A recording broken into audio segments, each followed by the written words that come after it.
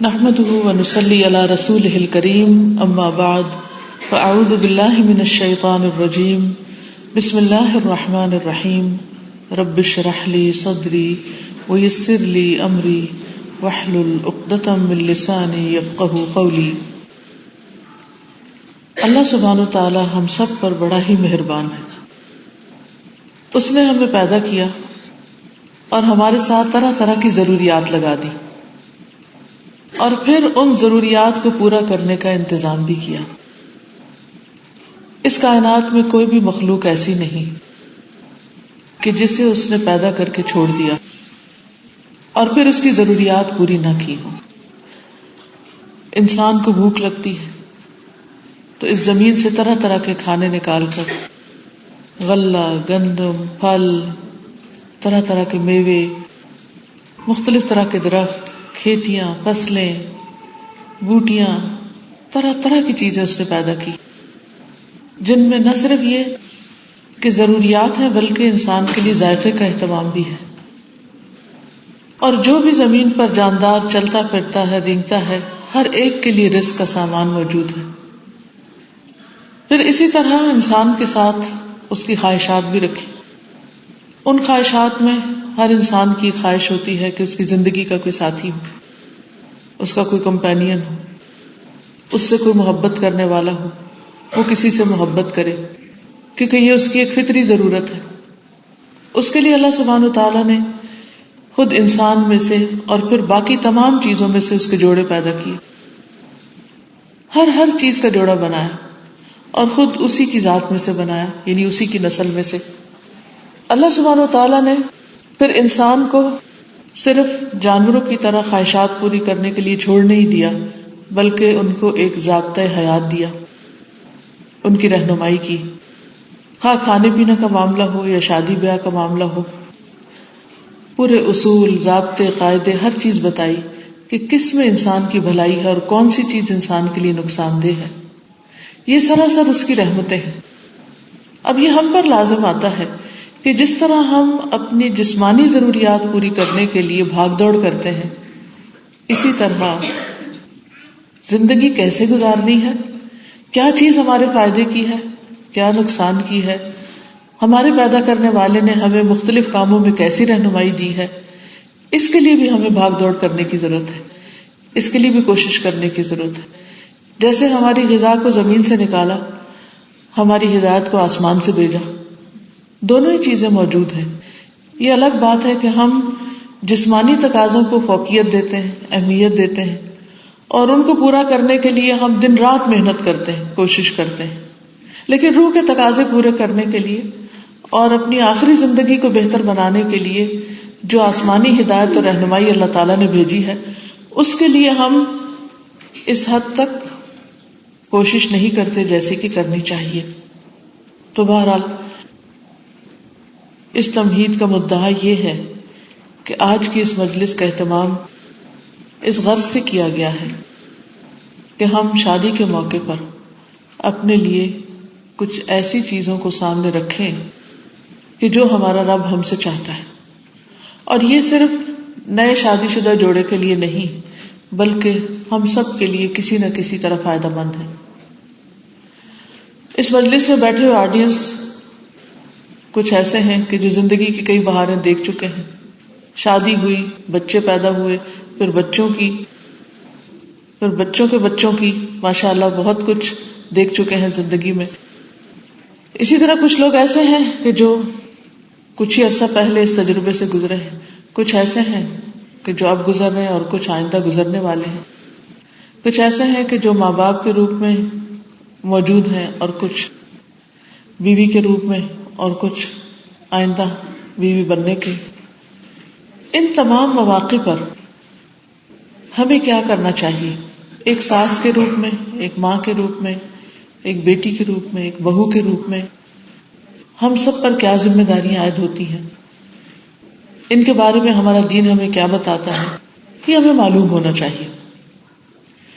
اللہ سبحانہ وتعالیٰ نے کسی بھی طرح کوئی کمی نہیں چھوڑی، قرآن مجید بھی بھیجا، اور پھر اس پر عمل کیسے کرنا ہے، عملی زندگی کیسے گزارنی، پریکٹیکل لائف میں اس قرآن کی امپلیمنٹیشن کیسے ہونی ہے، اس کے لیے ایک پیغمبر بھیجا، ایک معلم بھیجا، محمد الرسول اللہ صلی اللہ علیہ وسلم کو ہم سب کے لیے ایک عملی نمونہ بنا کر بھیجا، اور انہوں نے ہمیں بہترین تعلیم نہ صرف یہ کہ زبانی دی بلکہ بہت سی چیزیں کر کے دکھائیں اور بتائیں.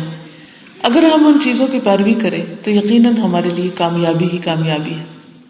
کیونکہ شادی کے موقع پر جو خطبہ دیا جاتا ہے اس کے آخر میں یہی سبق دیا جاتا ہے کہ وَمَن يُطِعِ اللَّهَ وَرَسُولَهُ فَقَدْ فَازَ فَوْزًا عَظِيمًا، کہ جو اللہ اور اس کے رسول کی پیروی کرتا ہے تو یقیناً کامیابی ہی کامیابی ہے. ہم میں سے ہر شخص کامیابی کا متلاشی ہے، لیکن ہم کامیابی اور جگہوں پر ڈھونڈتے ہیں، جبکہ اللہ سبحانہ وتعالیٰ نے یہ کامیابی قرآن و سنت کی پیروی میں رکھ دی. تو آئیے ہم آج اس موقع کی مناسبت سے نکاح اور اس سے متعلق کچھ چیزوں کا اعادہ کرتے ہیں، یاد دہانی ہے، کیونکہ اللہ سبحانہ وتعالیٰ فرماتے ہیں فَذَكِّرْ فَإِنَّ الذِّكْرَىٰ تَنفَعُ الْمُؤْمِنِينَ، کہ نصیحت کرو، یاد دہانی کراؤ، کیونکہ نصیحت مومنوں کو فائدہ دیتی ہے، بھولی ہوئی باتیں یاد آ جاتی ہیں. سب سے پہلی بات تو یہ کہ شادی کے رشتے کو، نکاح کے رشتے کو اللہ سبحانہ وتعالیٰ نے اپنی نشانیوں میں سے ایک نشانی قرار دیا ہے. فرمایا وَمِنْ آيَاتِهِ أَنْ خَلَقَ لَكُم مِّنْ أَنفُسِكُمْ أَزْوَاجًا، اور اس کی نشانیوں میں سے ایک یہ ہے کہ اس نے تمہاری ہی جنس سے تمہارے لیے بیویاں پیدا کی، یعنی انسان کا جوڑا انسان ہی میں سے بنایا. کیوں بنایا؟ مقصد کیا ہے؟ لِتَسْكُنُوا إِلَيْهَا، تاکہ تم اس میں سکون پاؤ. تو گویا شادی کا پہلا اور بنیادی مقصد سکون پانا ہے، کیونکہ ہر انسان کو جسمانی، قلبی، روحانی طور پر ایک سکون کی ضرورت ہوتی ہے. یہ انسان کی بنیادی ضروریات میں سے، اور اللہ نے ضرورت کو پیدا کیا ہے. لیکن ایسا کیوں ہے آج کہ شادی سکون کا باعث نہیں رہی، خوشیوں کا باعث نہیں رہی، ایک دوسرے کے لیے اطمینان نہیں رہا؟ اس کے لیے ہم سب کو غور و فکر کرنے کی ضرورت ہے کہ کمی کہاں پر ہے. پھر فرمایا وَجَعَلَ بَيْنَكُمْ مَوَدَّةً وَرَحْمَةً، اس نے تمہارے درمیان محبت اور رحمت پیدا کر دی. اب اس کا مطلب عام طور پر ہم یہ سمجھتے ہیں کہ اللہ تعالیٰ نے ڈال دی ہے اور اب وہ خود بخود ہونی ہی چاہیے، اور ہم اسے دوسرے میں تلاش کرنے لگتے ہیں کہ دوسرا مجھ سے کتنی محبت کرتا ہے، اور بعض اوقات تو اس کو ٹیسٹ کرنے لگتے ہیں، اور ٹیسٹ میں یا خود فیل ہو جاتے ہیں یا دوسرا فیل ہو جاتا ہے. اب دیکھیے جیسے اللہ تعالیٰ فرماتے ہیں کہ اس نے کھیتیاں پیدا کی، تو بتائیے کہ کیا کھیتی خود ہی پیدا ہو جاتی؟ پیدا تو اللہ کرتا ہے، لیکن اس کے لیے کیا کرنا پڑتا ہے؟ کوشش کرنی پڑتی، محنت کرنی پڑتی. ایک درخت اگانے کے لیے کتنی محنت کرنی پڑتی، ایک باغ لگانے کے لیے کتنی محنت کرنی پڑتی. اس کے لیے زمین کو ہموار کرنا پڑتا ہے، اس میں بیج ڈالنا پڑتا ہے، اس کو پانی دینا پڑتا ہے، پھر اس کا خیال رکھنا پڑتا ہے. کتنے مرحلے ہوتے ہیں، اور مسلسل جب تک وہ پودا یا درخت زندہ ہو اس وقت تک اس کا خیال رکھنا پڑتا ہے.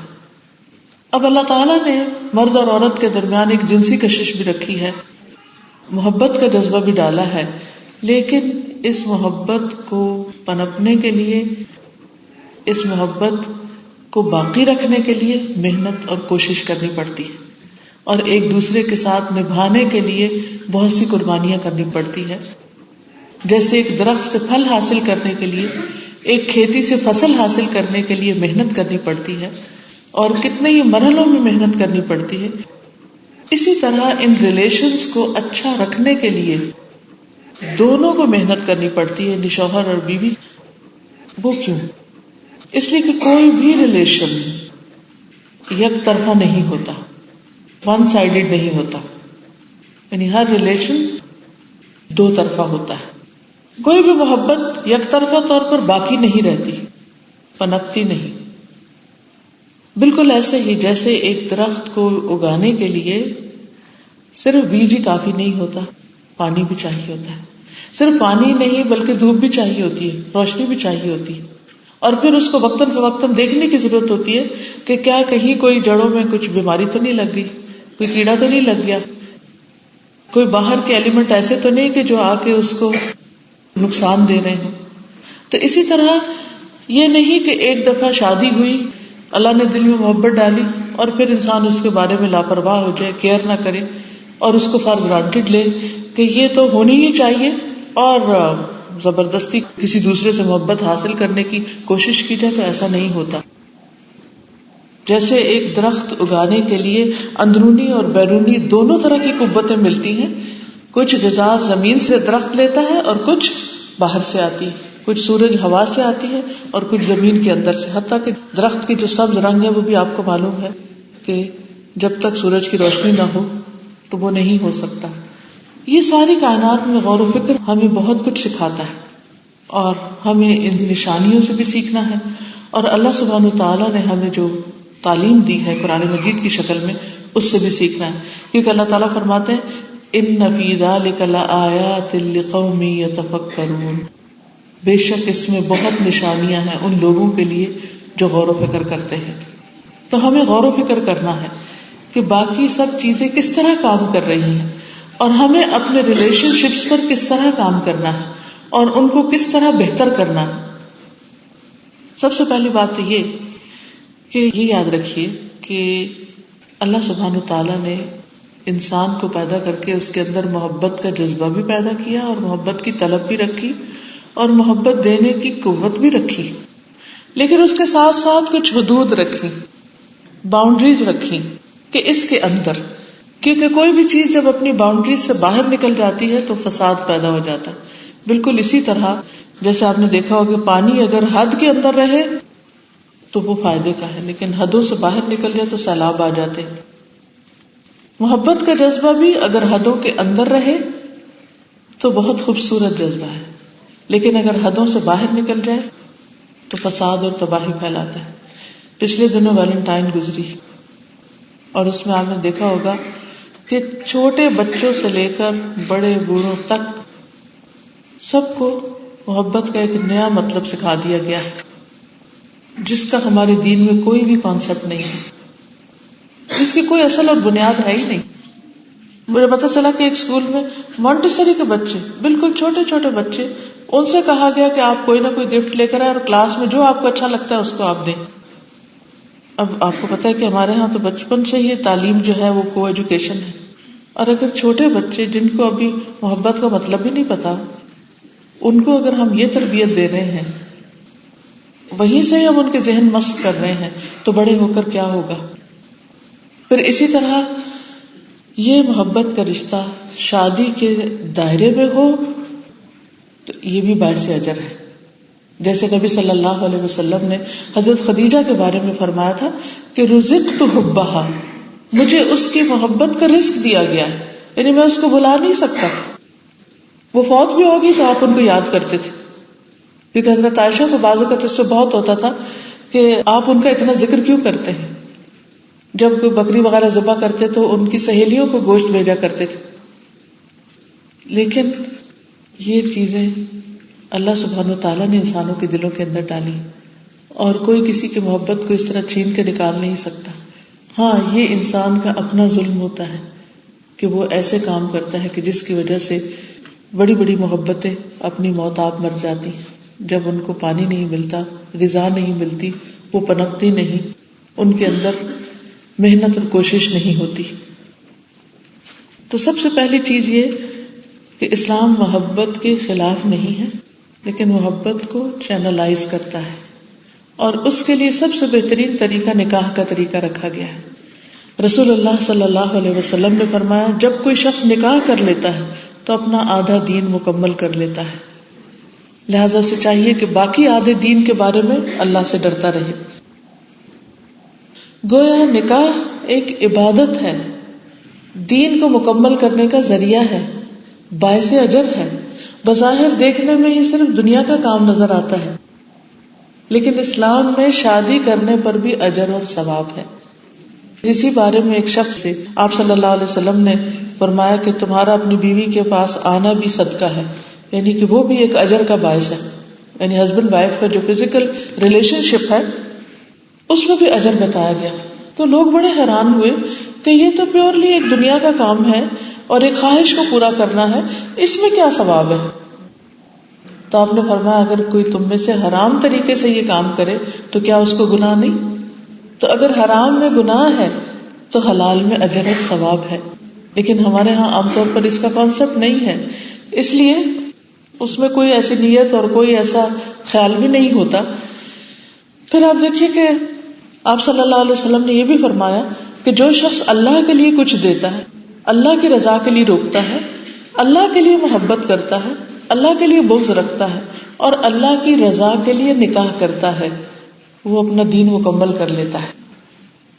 تو گویا شادی کے بغیر، یعنی اگر شادی کا موقع ہو اور انسان حلال طریقے سے شادی نہ کرے اور حرام تعلقات میں الجھا رہے، یا شادی کرنے کے بعد بھی حرام طریقے سے اپنی خواہشات پوری کرے اور اپنی بیوی کی پرواہ نہ کرے یا اس کی قدر نہ کرے یا اس کی طرف توجہ نہ کرے، اور شادی یا نکاح کے بغیر جو آج کل بہت چیز عام ہوتی چلی جا رہی ہے، جسے گرل فرینڈ اور بوائے فرینڈ کا کانسیپٹ ہے، جو کبھی بھی مسلمان معاشرے میں رہا ہی نہیں، کیونکہ اس میں تو صرف وہی فرینڈشپ ہوتی ہے جو شادی کے بعد ہوتی ہے یا نکاح کے ساتھ ہوتی ہے۔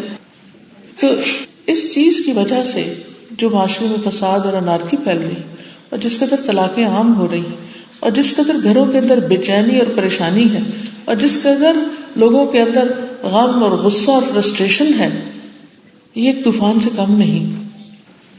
اس لیے نکاح کرنا دنیا کا کام نہیں، یہ سراسر دین کا کام ہے۔ یہ صرف دنیا داری نبھانا نہیں بلکہ دین مکمل کرنا ہے۔ اس سے اندازہ لگائیں کہ اس کی کس قدر اہمیت ہے۔ اسی لیے آپ صلی اللہ علیہ وسلم نے فرمایا بہترین نکاح وہ ہے جو سب سے زیادہ آسان ہو، یعنی نکاح کو مشکل نہ بنایا جائے۔ لیکن اب کیا ہو رہا ہے، زنا آسان ہو گیا ہے اور نکاح مشکل ہو گیا ہے، جبکہ حلال کے راستے آسان ہونے چاہیے اور حرام سے بچنا چاہیے۔ بہرحال جب نکاح ہوتا ہے تو اس موقع پر باقاعدہ ایک رسم ہوتی ہے، جس میں ایک گیدرنگ کے اندر جس میں خطبہ دیا جاتا ہے، نکاح پڑھایا جاتا ہے، ایجاب و قبول کیا جاتا ہے، یعنی پراپر ایک کانٹریکٹ ہوتا ہے جس کی ایک لیگل ویلیو ہوتی ہے۔ اور اگر دیکھا جائے تو وہ صرف چند الفاظ ہی ہوتے ہیں، لیکن وہ چند الفاظ ایک مرد اور عورت کو ایک بہت بڑے رشتے میں پرو دیتے ہیں اور ان کے درمیان بے پناہ محبت پیدا کر دیتے ہیں۔ وہ دونوں مل کر ایک خاندان کو جنم دیتے ہیں۔ ان سے اللہ تعالیٰ جب بچے دیتے ہیں تو وہ بچے ان کے لیے صدقہ جاریہ بنتے ہیں، وہ آگے ان کو یاد رکھنے کا ذریعہ بنتے ہیں، کیونکہ کسی رشتے میں اللہ تعالیٰ نے اتنی محبت اور خیر خواہی نہیں ڈالی جتنی محبت والدین اور اولاد کے درمیان میں ڈالی۔ اور یہ رشتہ کیسے وجود میں آتا ہے؟ یہ شادی کے بعد ہی وجود میں آتا ہے۔ اگر یہی تعلق نکاح کے بغیر قائم کیا جائے تو اگر وہ بچہ پیدا ہو تو وہ اس کے لیگل والدین نہیں ہوا کرتے اور وہ ان کے لیے اس طرح صدقہ جاریہ نہیں بن سکتا، اس کی کوئی ویلیو نہیں ہے۔ تو اس لیے یہ بے حد ضروری ہے کہ اسلام کے اس طریقے کو اپریشیٹ کیا جائے، اس کو آسان کیا جائے اور اس کے جو شرعی تقاضے ہیں ان کو پورا کیا جائے۔ تو اس وقت میں خطبہ نکاح پر چند باتیں کروں گی اور ساتھ ساتھ ذمہ داریوں پر بحیثیت مرد اور عورت کے جو شادی کے رشتے میں پروئے جاتے ہیں ان کے کیا فرائض اور کیا حقوق بنتے ہیں۔ تو سب سے پہلے ہے ان الحمد للہ نستعینہ ونستغفرہ ونعوذ بہ من شرور انفسنا ومن سیئات اعمالنا من یہدہ اللہ فلا مضل لہ ومن یضلل فلا ہادی لہ واشہد ان لا الہ الا اللہ واشهد ان محمدا عبده ورسوله يا ايها الناس اتقوا ربكم الذي خلقكم من نفس واحدة وخلق منها زوجها وبث منهما رجالا كثيرا ونساء واتقوا الله الذي تساءلون به والارحام ان الله كان عليكم رقيبا يا ايها الذين امنوا اتقوا الله حق تقاته ولا تموتن الا وانتم مسلمون۔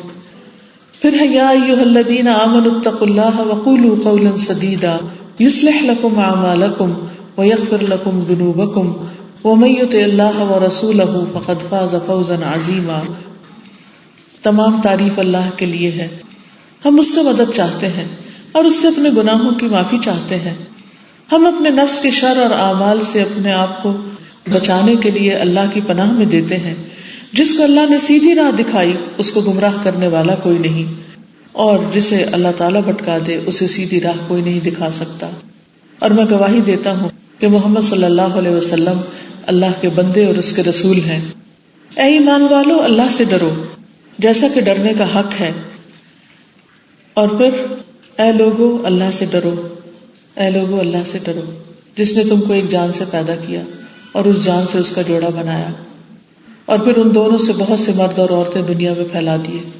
اس رب سے ڈرو جس کا نام لے کر تم ایک دوسرے سے اپنے حقوق مانگتے ہو، اور یاد رکھو رشتہ داروں کے بارے میں اللہ سے ڈرو، اللہ تعالیٰ تم پر نگرانی کر رہا ہے.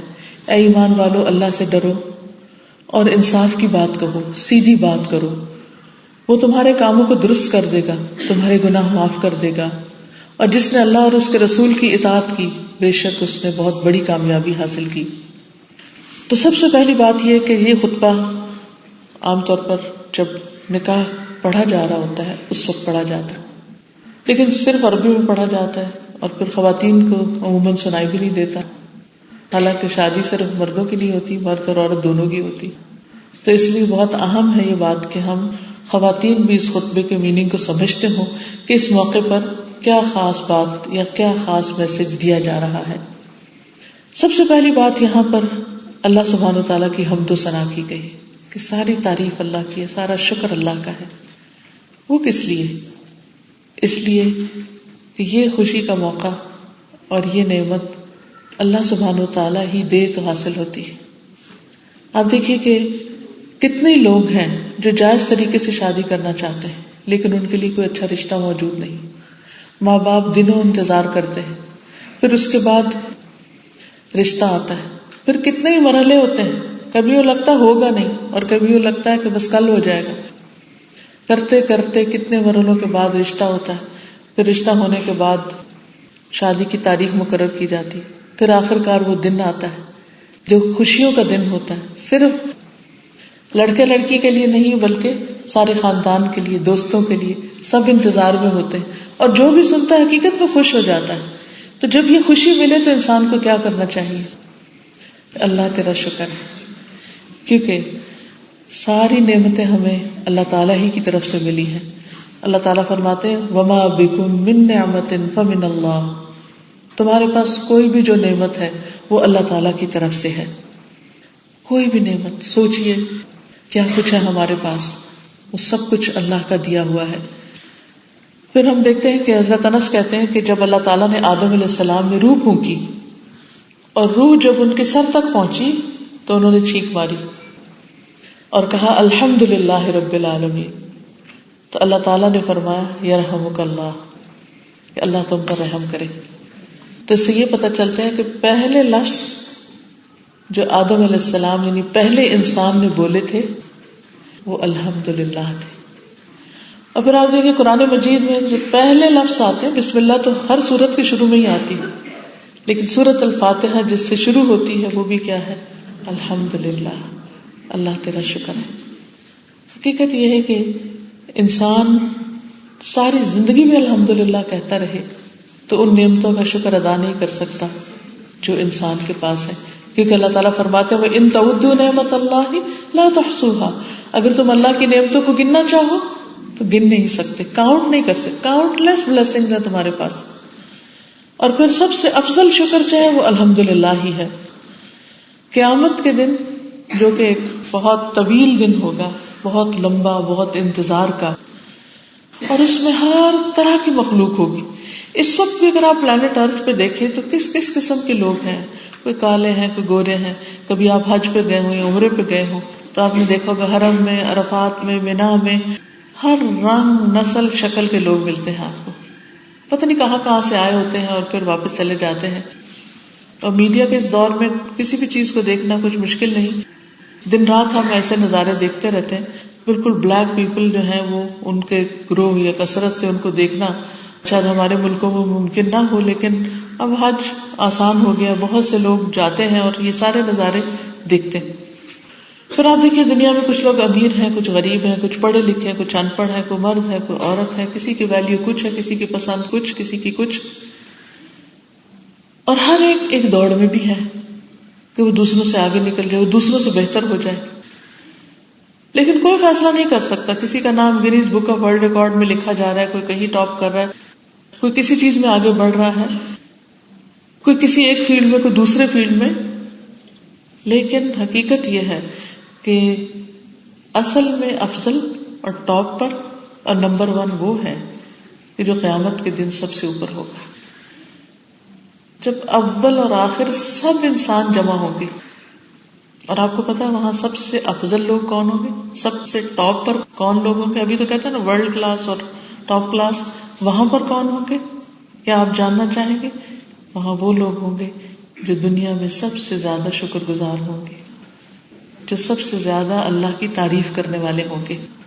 افضل عباد اللہ یوم القیامت الحمادون. حمادون, حمادون کون ہے؟ حماد کی جمع, وہ جو سب سے زیادہ اللہ کی تعریف کرتے ہیں, اللہ کا شکر ادا کرتے, اللہ تیرا شکر ہے ہر حال میں الحمدللہ. نبی صلی اللہ علیہ وسلم جب ان کو خوشی ملتی, اچھی خبر سنتے تو الحمدللہ بنعمتہ تتم الصالحات کہتے, اور جب کوئی تکلیف ہوتی تو فرماتے الحمدللہ علی کل حال. یعنی خوشی میں اور غم میں دونوں حالتوں میں اللہ کی تعریف کرتے کہ اس میں بھی کوئی خیر ہے, اگر تکلیف آئی ہے تو اس میں بھی کوئی بھلائی ہوگی. پھر اسی طرح انس رضی اللہ تعالیٰ عنہ کہتے ہیں کہ نبی صلی اللہ علیہ وسلم نے فرمایا, اللہ تعالیٰ کسی بندے پر جو بھی نعمت فرمائے اور وہ نعمت پر الحمدللہ کہے تو اس بندے نے جو دیا, جو کہا, وہ اس سے بہتر ہے جو اس کو ملا. یعنی جو اس نے اس موقع پر بول دیا اس کا اجر و ثواب, اور کل قیامت کے دن وہ جو دیکھے گا تو حیران ہو جائے گا اور بھول جائے گا اس چیز کو جو دنیا میں ملی تھی اس کو. تو چھوٹی نعمت ہو یا بڑی, ہر چیز پر الحمدللہ کہنا انسان کے لیے فائدہ مند ہے. اور پھر آپ دیکھیے کہ خاص طور پر جب شادی ہوتی ہے تو شادی کے بعد ریلیشنز کو اچھا رکھنے کے لیے اللہ سبحانہ و تعالیٰ کا شکر گزار ہونا بھی ضروری ہے اور بندوں کا شکر گزار ہونا بھی ضروری ہے, کیونکہ شکر وہی کر سکتا ہے جس کے اندر ایک سینس آف اچیومنٹ ہو کہ مجھے کچھ ملا ہے, کیونکہ کچھ ملنے پر ہی شکر آتا ہے نا کہ الحمدللہ ملا. تو جو اس چیز پر نظر رکھے گا کہ اس کو کیا ملا ہے وہی دراصل شکر ادا کر سکتا ہے, ورنہ دوسرا تو صرف شکوہ ہی کر سکتا ہے. تو ہمیں دو میں سے ایک چیز کرنے کی ضرورت ہے, یعنی دو میں سے ہماری ایک چوائس ہوتی, یا شکر یا شکوہ. تو سوچئے عام طور پر ہم کیا کرتے ہیں, چھوٹی سی ناراضگی, چھوٹی سی تکلیف, چھوٹی سی کوئی مس انڈرسٹینڈنگ, اسے فوراً شکوے اور فوراً جو منفی پوائنٹس ہوتے ہیں ہم ان کو ہائی لائٹ کرنا شروع کر دیتے ہیں. شیطان ہمیں فوراً وسوسے دلا کے اس طرف مائل کر دیتا ہے اور ہم شکر ادا کرنا بھول جاتے ہیں. پھر اس کے بعد ہے وَنَسْتَعِينُهُ, ہم اسی کی مدد چاہتے ہیں, کیونکہ اللہ کی مدد کے بغیر کوئی کام تکمیل کو نہیں پہنچتا. کسی کام کے اندر خیر و بھلائی برکت نہیں ہوتی. انسان کہیں بھی پہنچ جائے وہ محتاج ہے, اس سے اللہ تعالیٰ کی ضرورت ہے. لیکن افسوس یہ ہے کہ ہوتا یہ ہے کہ جب ہمیں کوئی نعمت ملتی ہے تو ہم اللہ تعالیٰ کو بھول جاتے ہیں. جب شادی کا موقع آتا ہے تو ہمیں لوگ بھی یاد ہوتے ہیں, کام بھی یاد ہوتے ہیں, انجوائمنٹ بھی یاد ہوتی ہے, لیکن ہماری زندگی سے اللہ تعالیٰ کا نام اور اس کی عبادت اور اس کا ذکر نکلتا جاتا ہے. کتنے لوگ ہیں کہ جو شادی کے دن نماز بھی ضرور پڑھتے ہیں, اٹینڈ کرنے والے تو پھر بھی پڑھ لیتے ہیں, لیکن دلہن جو ہزاروں میں میک اپ کرواتی ہے اس دن اس کی نماز کو معاف سمجھا جاتا ہے. کبھی کوئی فتویٰ لے رہا ہوتا ہے وہ تیمم کر کے پڑھ سکتی ہے, کبھی کسی طرح, کبھی کسی طرح. وہ چھوٹی چھوٹی خواہشات ہوتی ہیں جن کو پورا کرنے کے لیے ہم اس رب کو اس دن بھول جاتے ہیں جو دن ہماری خوشی کا دن ہے, جو نعمت ملنے کا دن ہے. جب نعمت ملے تو اور زیادہ شکر کے سجدے ادا کرنے چاہیے, نہ کہ انسان فرض نماز بھی چھوڑ دے, تو یہ ناشکری میں آ جاتا ہے. پھر اسی طرح یہ ہے کہ جہاں خوشی ہوتی ہے وہاں مشکلات بھی ہوتی ہیں, پھول کے ساتھ کانٹا بھی ہوتا ہے. شادی شدہ زندگی میں جہاں راحتیں ہیں, آرام ہیں, وہاں اس کے ساتھ ساتھ مشقتیں بھی ہیں. وہاں ایڈجسٹمنٹ کا پیریڈ بھی ہوتا ہے جس میں کافی مشکلات انسان کو پیش آتی ہیں. وہاں ایک نئے ماحول کے اندر سیٹ ہونے کا مسئلہ بھی ہوتا ہے، پھر مزاجوں کا ملنے کا معاملہ اور مرحلہ بھی ہوتا ہے. تو بہت ساری چیزیں ہوتی ہیں جس میں 2 افراد سے لے کر پورے 2 خاندان انوالو ہوتے ہیں. اس میں طرح طرح کی مشکلات پیش آتی ہیں.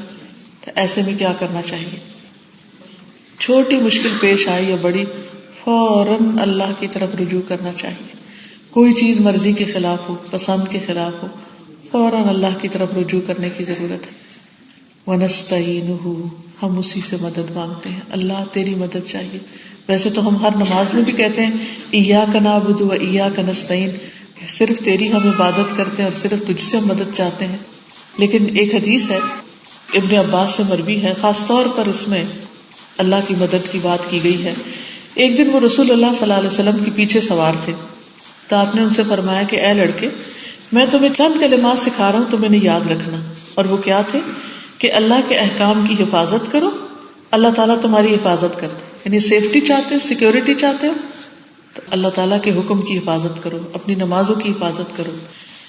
اللہ کی حفاظت کرو تم اسے اپنے سامنے پاؤ گے.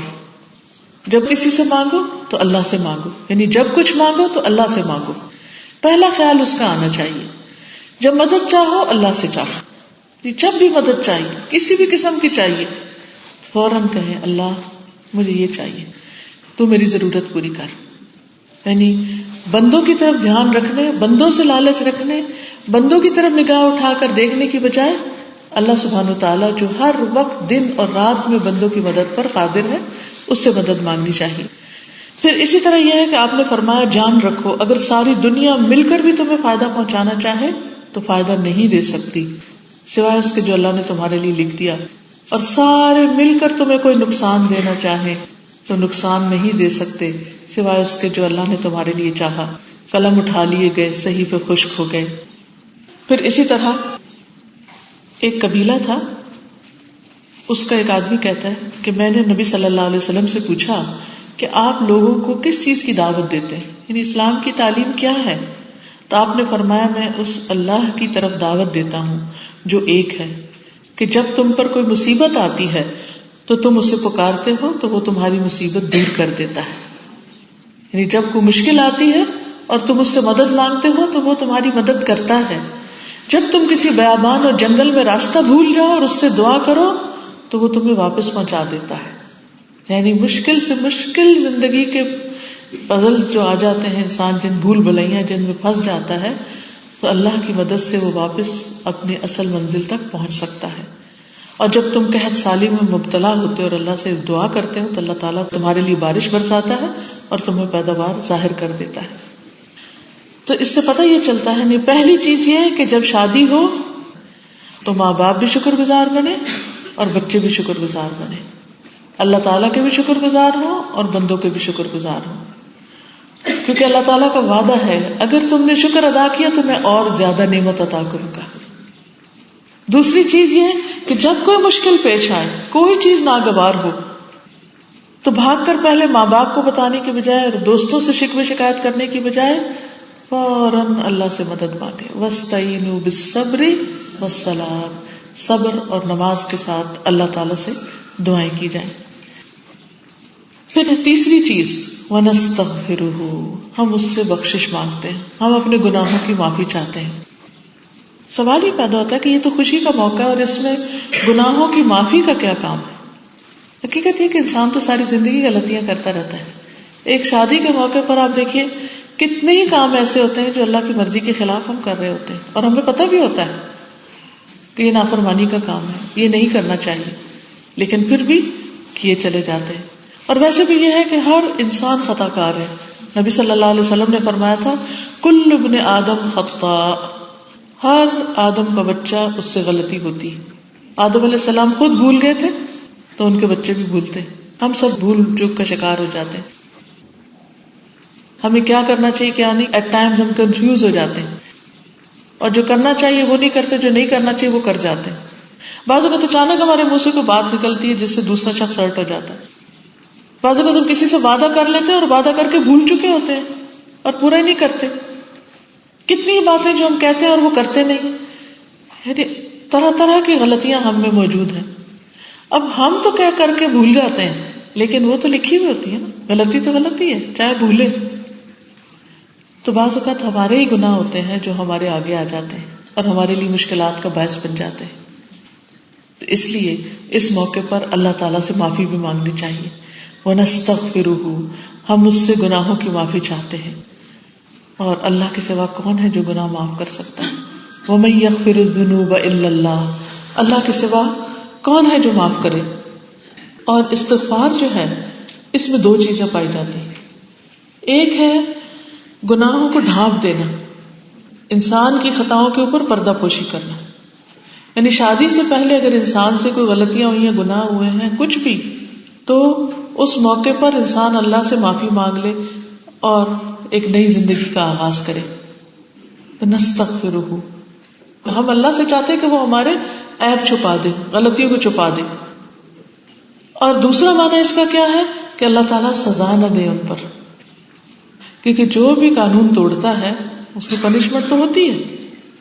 یہ الگ بات ہے کہ آپ کو ٹکٹ مل رہا اور پھر وہ سارجنٹ کہے کہ اچھا کوئی نہیں جاؤ، تو اس وقت آپ کو کتنی خوشی ہوگی. اوور اسپیڈنگ پہ اس نے آپ کو روکا اور پھر جانے دیا. تو انسان غلطی کرتا ہے اور غلطی پر اللہ تعالیٰ جب چاہے پکڑ سکتا ہے، لیکن جب انسان معافی چاہتا ہے، بخشش چاہتا ہے، تو اللہ تعالیٰ بخش دیتا ہے اور بہت خوشی سے بخشتا ہے.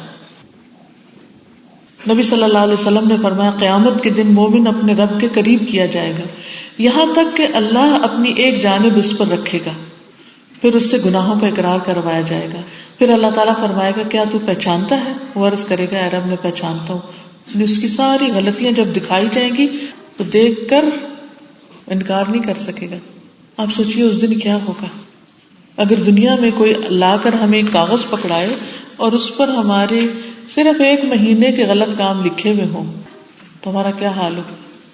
کہاں یہ کہ پوری زندگی کی غلطیاں وہ اس دن دکھائی جائیں گی.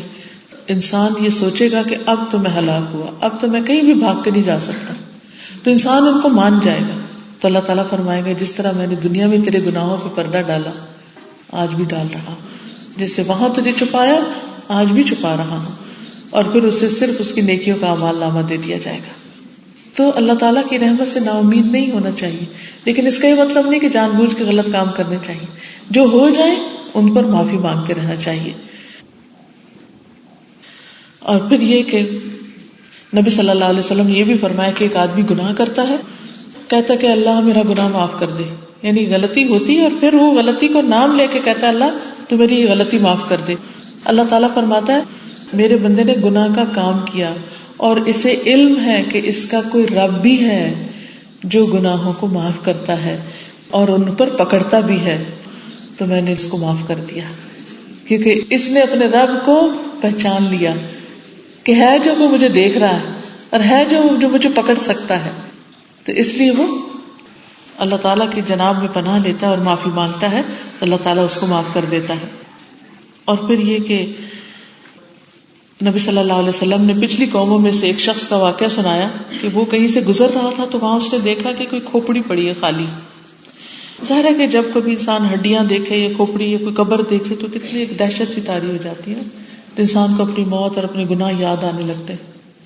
تو وہ اپنے دل ہی دل میں باتیں کرنے لگا کہ یا اللہ تو ہے اور میں ہوں، تو ہے اور میں ہوں، یعنی تو رب ہے میں تیرا بندہ ہوں، اور تو بار بار بخشنے والا ہے اور میں بار بار گناہ کرنے والا ہوں.